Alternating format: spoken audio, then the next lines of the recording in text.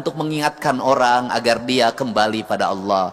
Cuman sayang bagi masyarakat Jawa Barat kalau suruh kembali pada Allah. Itu nah, KDM ini kan sekarang lagi diidolakan semua orang nih. Dari Sabang sampai Merauke terdedi-dedi. Kang Deddy Mulyadi namanya ya. Teman-teman harus bantu untuk menyebarluaskan video ini karena ini sangat penting sekali buat kita masyarakat Indonesia. Kenapa? Ini pidato Kang Deddy Mulyadi, seorang gubernur Jawa Barat yang banyak disorot oleh orang-orang yang tidak suka dengan kebijakan-kebijakan Kang Deddy Mulyadi, yang mengatakan Kang Deddy itu syirik, Kang Deddy itu musyrik. Ya kan? Seperti itulah orang-orang yang nyinyir terhadap Kang Deddy Mulyadi. Namun kali ini kita harus sama-sama mendengarkan sosok gubernur Jawa Barat yang notabene bukan seorang ulama, bukan seorang kiai, tapi cara berpidatonya, cara berceramahnya di depan banyak masyarakat, banyak santri di situ. Kang Deddy Mulyadi memberikan harapan terhadap masyarakat, bagaimana caranya cinta kepada agama yang benar, bagaimana caranya cinta mendekatkan diri kepada Allah Subhanahu wa Ta'ala dengan cara yang benar. Sungguh menarik jika teman-teman akan melihat isi video ini. Oleh sebab itu, saya mohon jangan di skip video ini agar kita paham dan mengerti apa yang telah disampaikan oleh Kang Deddy Mulyadi. Simak video berikut ini. Assalamualaikum warahmatullahi wabarakatuh. Sampurasun. Alhamdulillah wa syukrulillah wa nikmatillah, la haula wa la quwata illa billah. Allahumma sholli ala Sayyidina Muhammad wa ala ali Sayyidina Muhammad. Hari ini kita sangat berbahagia karena selain mendengarkan lantunan dan adzan yang indah, kita bisa duduk bersimbuh setara di masjid yang megah, masjid penuh kedamaian, ketentraman dan kebahagiaan yang dalam bahasa Arabnya Darussalam. Dan hadir di tengah-tengah kita bukan hanya sebagai pejabat negara, tetapi kakak saya sendiri, Ketua MPR RI, Bapak Kiai Haji Ahmad Muzani. Bapak itu lebih dekat kekiaiannya dibanding politisinya, sehingga lebih arif dibanding yang namanya Arif. Saya ucapkan terima kasih juga atas kehadiran. Kalau dari nama awal namanya orang jadi ragu, Romo, tapi ternyata Romo R. Muhammad Syafi'i, Kiai Haji, Wakil Menteri Agama, yang saya dengar sebentar lagi akan melepas status dudanya.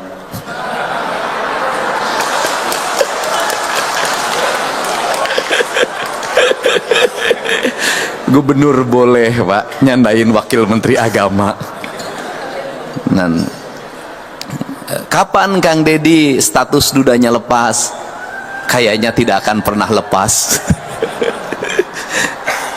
Saya hormati, ini adik saya, namanya sama, cuman tidak pakai Deddy, Kang Mulyadi, anggota DPR RI. Terima kasih. Kemudian juga Bapak Kepala Badan Penyelenggara Haji, saya ucapkan terima kasih. Adik saya ini bupati sukses menata Kabupaten Bogor, nampak bersih, nampak indah, berani bongkar, berani lebarin. Bapak Rudi Sismanto, walaupun namanya Sismanto, tetapi dia masih keturunan Sumedang Larang. Saya hormati, ini orang gagah, tampan, pemberani, bintang 1. Bapak Jenderal, Ketua Yayasan, Kiai, Santri, Alhamdulillah. Pak Hengki Haryadi, terima kasih. Insya Allah kalau Pak Hengki memegang yayasannya, maka seluruh dana kotak amalnya akan terjaga dengan baik. Kemudian keluarga besar yayasan yang saya hormati, para tokoh agama, para alim ulama, pimpinan majelis taklim, ya, tidak lupa juga emak-emak yang berseragam dalam kerudungnya, ada yang agak pink, ada yang kayas kata orang Sunda, ada yang putih. Mudah-mudahan seluruh kerudungnya sudah lunas. Pagi hari ini pagi yang berbahagia. Sebagai gubernur tentunya ada hal yang mendasar yang menjadi amanah leluhurnya orang Sunda, yaitu Sunan Gunung Jati yang dulu bermukim di Cirebon. Sampai ada azan namanya adzan pitu. Amanahnya cuma dua yang dia titipkan, tajug dan fakir miskin. Kalau tajuk ini ya kayak gini, cuman ukurannya dulu kecil. Tajuk yang dulu itu terbuat dari bambu, kemudian pakai telapak batu, dikasih tiang penyangga kayu-kayu jati, kemudian diletakkannya di pinggir mata air dekat kolam. Kemudian di tempat itu ada azan yang dilantunkan tanpa pengeras suara. Di ruangannya hanya lentera untuk mengajarkan ngaji guru pada muridnya.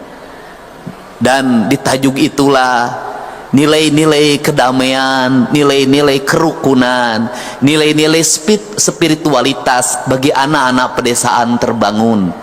Belajar ngajinya lama, ada yang dari alif batasa sampai narawas, itu ada yang 1 tahun baru bisa, 2 tahun baru bisa, bahkan ada yang 6 tahun baru bisa. Tetapi selama perjalanan mengajinya itu, anak-anak itu tumbuh dalam harisma spiritualitas tajuk. Maka ada kakawen dalang namanya begini, gedong dur kali sambung, paguliman sesepiting trim, pepetetan samia murag, balingbing lan jeruk manis. Gedong dur artinya bangunan yang sangat tinggi yang menghubungkan bumi dan langit.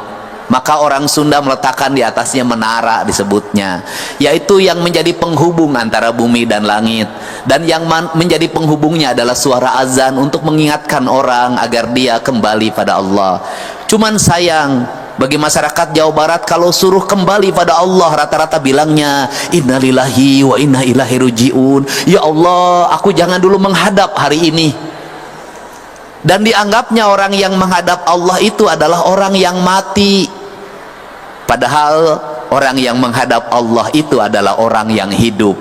Dan orang yang tidak menghadap Allah adalah orang-orang yang mati.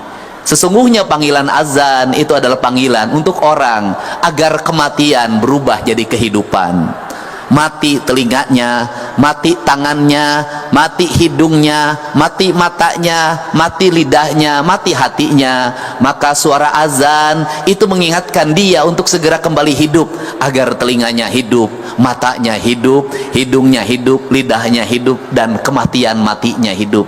Kata orang Sunda itu, jaga panon ku awasna, jaga celi ku danguna, jaga irung ku angsena, jaga letah ku ucapna, jaga hate ku ikhlasna. Maka masjid itu sesungguhnya merupakan sumber dari kehidupan dan tempat untuk menghidupkan orang-orang yang mati. Maka orang-orang yang bersujud adalah orang-orang yang hidup. Orang-orang yang tidak pernah bersujud itu adalah orang-orang yang mati. Maka di kaidahnya pengikut talkinnya Abah Anom pasti diajarkan untuk ditalkinan. Maka talkin itu diberikan, diperdengarkan pada orang-orang yang hidup tapi tidak punya kesadaran, agar dia mengerti kehidupan. Di kita juga ada tradisi talkin dibacakan ketika orang sudah mati, agar dia mendengar menuju kehidupan yang abadi. Dua-duanya sama. Semoga Masjid Darussalam ini menjadi masjid tempat berkumpulnya orang-orang yang hidup, bukan orang-orang yang mati.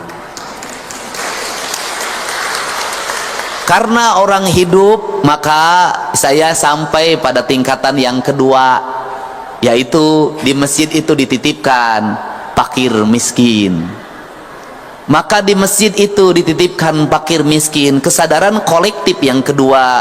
Setelah kita membangun rumahnya Allah, setelah kita membesarkan rumahnya Allah, setelah kita membangun kehidupan yang abadi di rumahnya Allah, yang ada dua rumahnya itu, satu ada rumah ini masjid Baitullah, yang kedua ada rumahnya yang ada di sini di hati kita.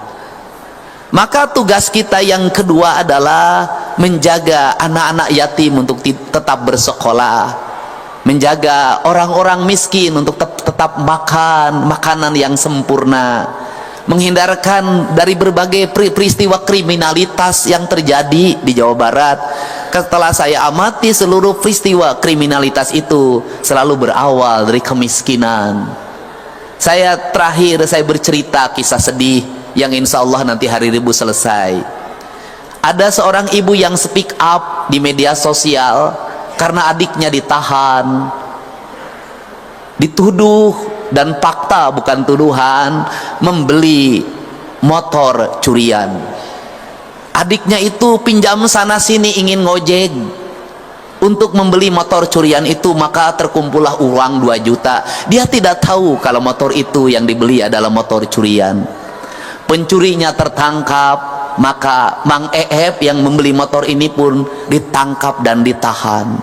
Saat pergi menuju tahanan, anaknya baru terlahir.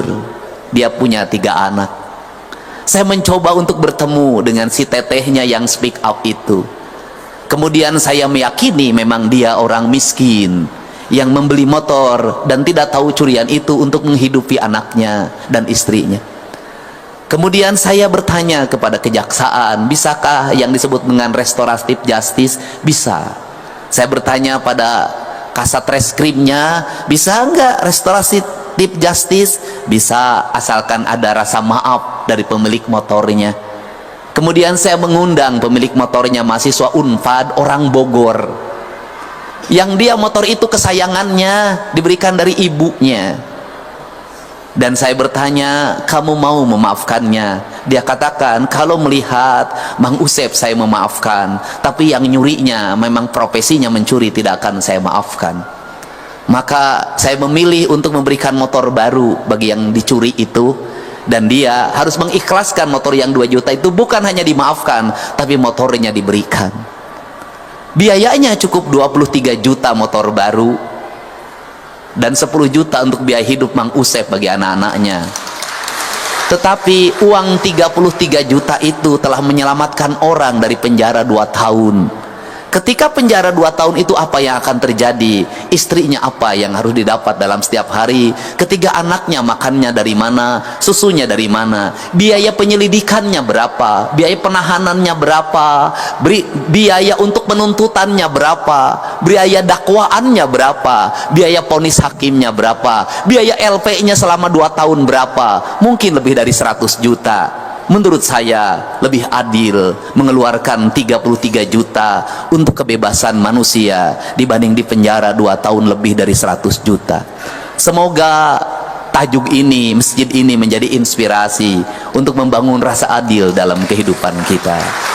Membangun kesadaran dari tajuk ini akan membangun rasa keadilan, dan akan lebih adil lagi kalau Ketua Majelis Permusyawaratan Indonesia sudah memusyawarahkan keadilan bagi seluruh rakyat Indonesia.